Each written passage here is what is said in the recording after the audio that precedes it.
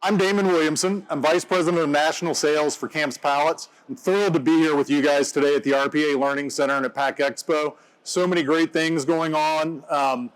The crowds, the presentations yesterday, everything was great. I am here to talk with you about what we see as the future of the pallet industry and the things that we're working on. We pride ourselves in being the leader in innovative pallet services, and that's where I want to take this conversation. But where I want to start is just a little bit of history of Camps. So we've been in business for 50 years.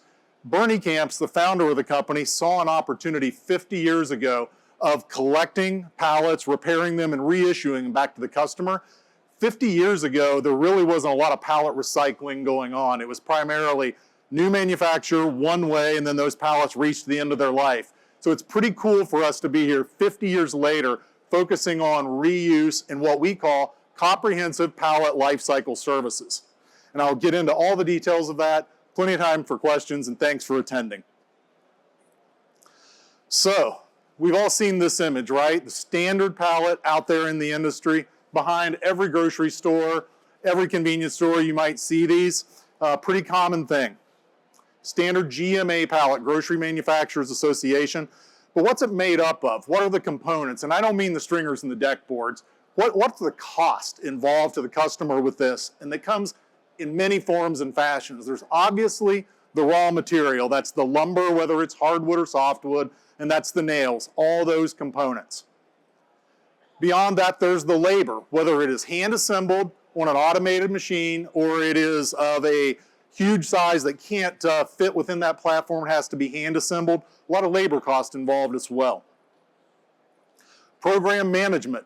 That's IT, that's finance, and hey, somebody's got to pay me, right? So there's all the program management costs involved in that pallet.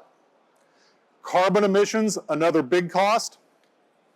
Waste generated, not every board is good enough. There's all the other materials that come with it, so there's a factor of waste. All those things together go into the cost of a pallet, and that is the product cost, and then there's an environmental impact score that goes with that wooden pallet as well. So let's look at it. What's a traditional life cycle of a pallet? How does a customer see it? So that pallet is manufactured new. It's agreed upon by the customer. What's the specification? What's the quantity? Where is it delivered to? What are the raw materials?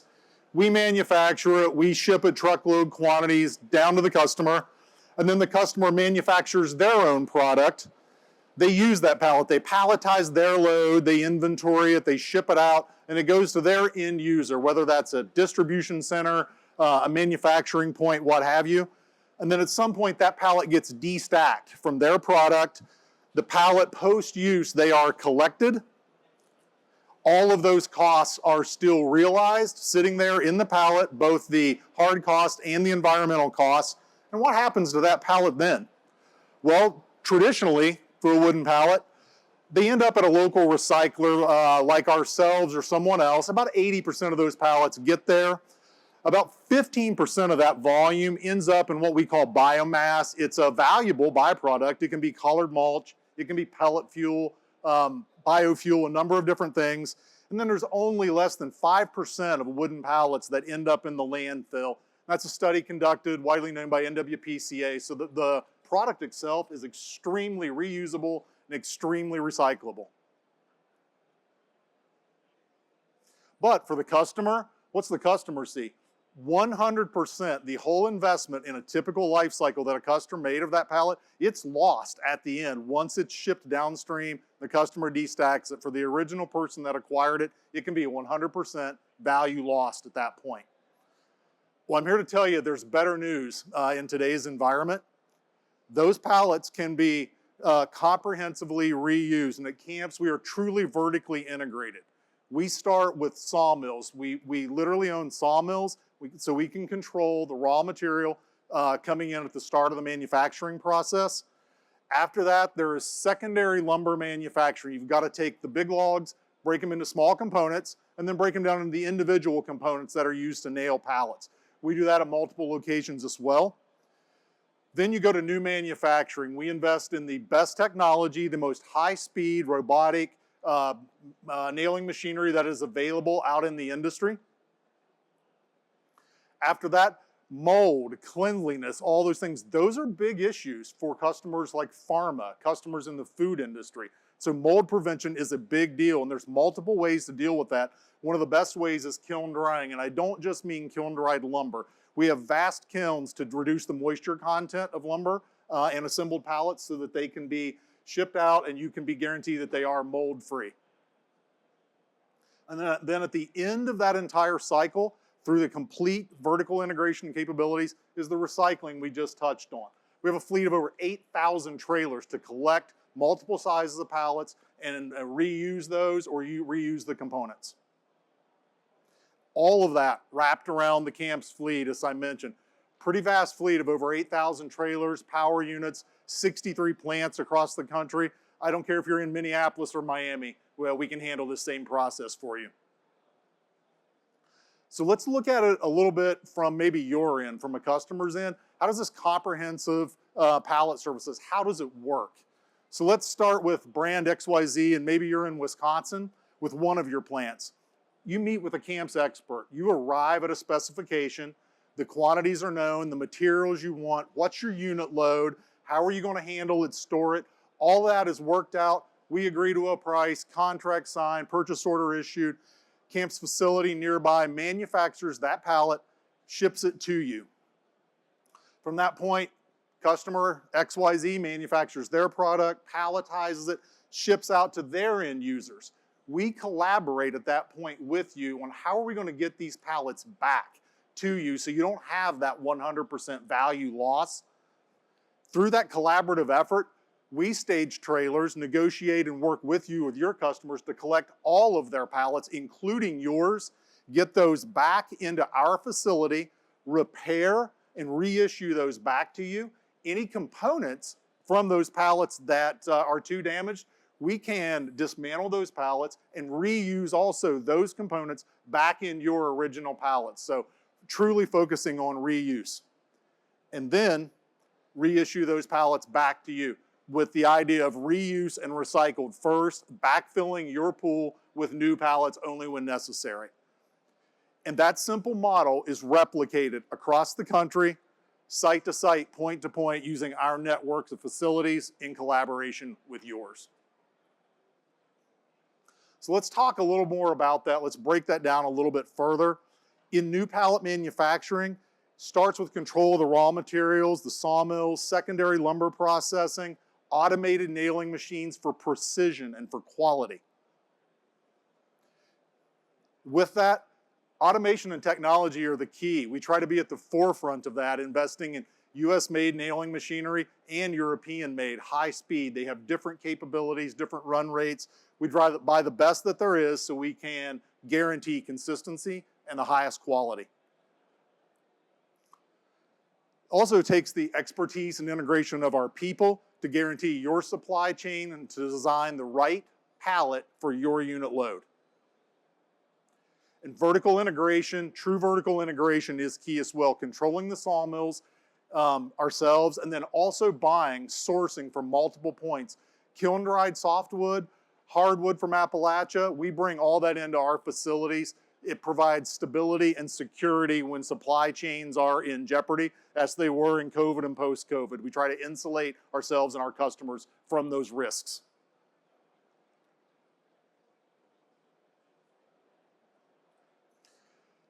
Pallet recycling is key to the whole thing. Our network of plants from Miami to Minneapolis and all points in between to do the recycling, key to this process as well.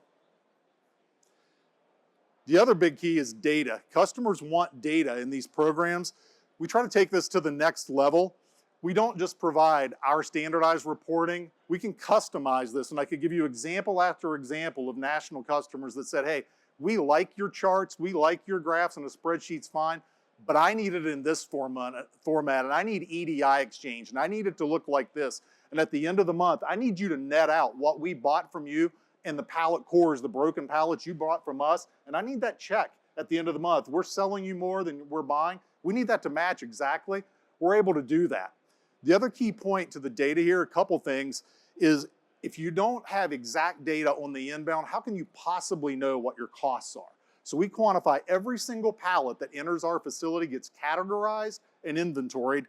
And we also make all of this customer facing. If you want real time, real data, live, facing you at your fingertips, it's available through the CAMPS portal. Not only what we buy from you in cores, but what you buy from us. With that also, we generate an environmental scorecard, quantifies CO2, et cetera, so that is available to you as well. As I mentioned, we own our own fleet. We standardize the repair, the process. We have a fanatical commitment at CAMPS to safety of our people and of our customers. And facilities, it's customer focused, both our plants, and we have a robust network of partner pallet companies that are like-minded. They operate within our guidelines, integrated with our software, and it gives us a robust nationwide capability. I mentioned at the end of life, those pallets, ideally we repair those, get them back to a customer, and that's at their highest value use. Once they reach the point where that can't happen, we can tear those down and harvest the components. And then after that, at some point, it reaches end of life. And we manufacture high value products at various locations across the country. Colored mulch, which we sell in bulk. Pellet fuel, burns very clean, produces low ash, available at retail under the Easy Heat brand. And then biofuel, fueling things like greenhouses, municipalities. So that's the end of life products. Again, keep it out of the landfill, reuse, highest value as much as possible. So within all this, we don't outsource. We maintain for control and security. Our HR and safety department, that's in-house. Robust IT team, our own programmers. We're not just buying IT off the shelf, we're customizing it to fit our network, our customers. Strategic corporate purchasing, finance and accounting, all in-house. Even corporate manufacturing, we actually design and manufacture some of our own machinery. There's great stuff on the market, but we think we found a better way. We've been recycling pallets for 50 years, so we do some of our own design there as well. And our CSR committee, our customer service rep committee, the quote that reminds me of is Steve Jobs once said, we don't hire smart people and tell them what to do. We hire smart people so they can tell us what to do. And that's what we get at with that. Those folks are customer facing. They're interacting every day. They tell us often, here's the better way to do it, and we listen. So what's it mean to you? What's it mean to a customer? It means stability in your supply chain, in your suppliers. It means the security that will be there for you. And it means that the service and the flexibility to adjust to your needs, not just ours. So let me give you a couple of examples of how this in real life has worked for us. So headquartered in Grand Rapids, Michigan, with major facilities in Detroit, you can imagine with the Motor City, we're a little bit tied to the automobile industry in that part of the country. So a couple of our automotive customers came to us and they had a problem. Their situation was they were buying about 90% new pallets, and it was across a vast network of tier 1 suppliers, manufacturing facilities of their own, parts distribution, 70 plus sites, and it was extremely fragmented. Who was doing the new pallets, who was doing the recycling. So they wanted a solution, they didn't want a quote. So we've moved them through collaboration into one uniform CAMPS program, and the term that they use is now we have one hand to shake, and I love that. So we comprehensively manage coast to coast their program. We have moved them from buying 90% new pallets. We now have them using 90% recycled and reused pallets across all of their supply points, and it is integrating into their tier 1 suppliers now as well. What does that mean? We're at an interesting point today where we've talked about for many years the environmental impacts, and now we're here today talking about reuse. But we're at a very interesting point today of the nexus of where the economics work and fit the reuse and the environmental benefits. For these customers combined, last year we saved them $4 million. That's real money, right? What else does it mean? Through the data, complete visibility into their programs. They know where the pallets are coming from and they know where they're going. There's carbon avoidance, very significant to them, and the flexibility to scale and involve their new products and their tier 1 suppliers. Another example, totally different industry, agricultural products. Customer that we're dealing with buying 13 tractor trailer loads a week of new pallets, and I don't mean inexpensive pallets. I mean heavy duty, 4-stringer, high value, corner rounded, every bit of customization that you can imagine. Very expensive pallets, 5 different sizes, 5 different SKUs. They were also bringing these back in, attempting to do a repair and reuse program themselves. Well, I can tell you that wasn't their core competency. They were good at making agricultural products. They weren't great at repairing pallets. So they came to us and said, hey, can you help us? Yeah, we can help you.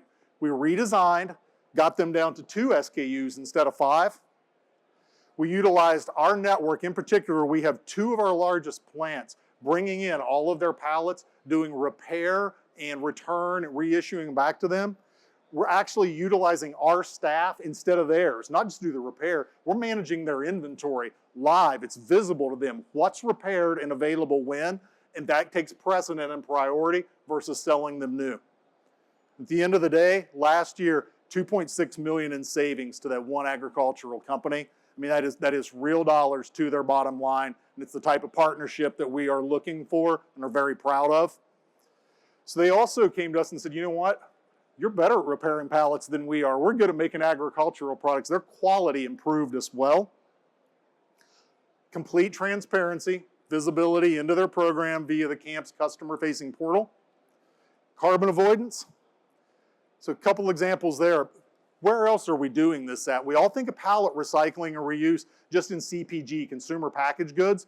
Well, that was true at one point, but today we're executing this type of program in the steel and aluminum, the metals industry. Huge oversized pallets for coils of metal, 144-inch, 60-inch wide for sheets of metal. We're doing the same thing today. We're building new pallets, utilizing some recycled components to go into those pallets, but we're also collecting from their facilities and their customers, bringing them back in, repairing and reissuing to them. I touched on automotive, the 2 examples that we have there. We've got a couple others that we're working with, and their programs are in their infancy. We just haven't tapped yet fully the potential for them, but we will. Agricultural products, paint and coatings, big examples. So we do on-site services for one of the biggest big box retailers in the country. Camps labor, Camps trucks, our fork trucks, etc. within their facilities. We have been able to identify for a paint and coatings industry their particular spec pallet. It's easily identifiable. We collect those, repair those at our facility, and issue back to them, and they are not having to buy new pallets entirely. And so we are elaborating on that program and soon believe that we will have them fully on board and doing that nationwide. Food and beverage industry, especially beverage containers, entirely different thing. Entirely different spec. Block pallets, 56 by 44. They come with a picture frame top, tier sheets like cardboard that goes in between each layer of empty beverage containers. We're executing that for multiple customers across the country, collecting their pallets from their end users, getting them repaired, sometimes washed and back to them. You can't have glass going back in if something was broken. Entirely different industry, but we have one expert that works nationwide, focuses on this, does a fantastic job. I think she's forgotten more about that particular industry than I'll ever know. So what's the future? Where else does it go? It's bright. Petrochemical, a lot of block pallets. You'll see those referred to as CP. That's ongoing. We're negotiating there and see tremendous potential. Packaging industry, all different shapes and sizes of corrugate. We see potential there, and truly anything that is non-standard that once maybe only had that linear one-way use, we see the opportunity now through our network and the collaborative efforts to capture those pallets and get them back. With that, there was some research. This is really recent. I just read this in Pallet Profile, and so we did a little bit digging. This is a survey that Modern Materials Handling has been doing for about the last 4 years, and it shows trends in pallet size usage. That standard size grocery industry pallet, over since 2021, I think was the first year, use of that and its prevalence in the market, while still dominant, it is in retreat a little bit. And what's it being replaced with? 42 by 42, pretty common in paint and coatings, can work for a super sack. You see that increasing. 48 by 48 square, very common for 55-gallon barrels. We're seeing increase in that, and some other sizes as well. So I think the message with that is that the pallet industry is changing. the ability to reuse, recycle, capture pallets, get them back to customers. I think that's the forefront, and that's where we're trying to take it, and we see that as a bright opportunity across many industries. If you have additional questions, I'd love to take some questions, see if I can answer them for you. If you would, please come by our booth. We're directly behind you. If you'd like to scan the QR code there, you'll hit directly on our website and be able to fill out just a couple of questions and be directly in contact with one of our experts. Yes? What type of technologies are you using to track and trace these pallets as they are going through the supply chain to make sure that they're returned for that reuse and remanufacturing? Yeah, so today, boy, the RFID stuff, that's I think what everybody is working towards. There's some options for that. Currently today, the biggest way that we found success to do it is direct collaboration with customers, finding not just what they're buying, but working with them downstream and often within their network. They're vertically integrated within their supply chains, whether it's for parts distribution or secondary processing. We found that is the immediate and best way to capture the biggest quantity of pallets back.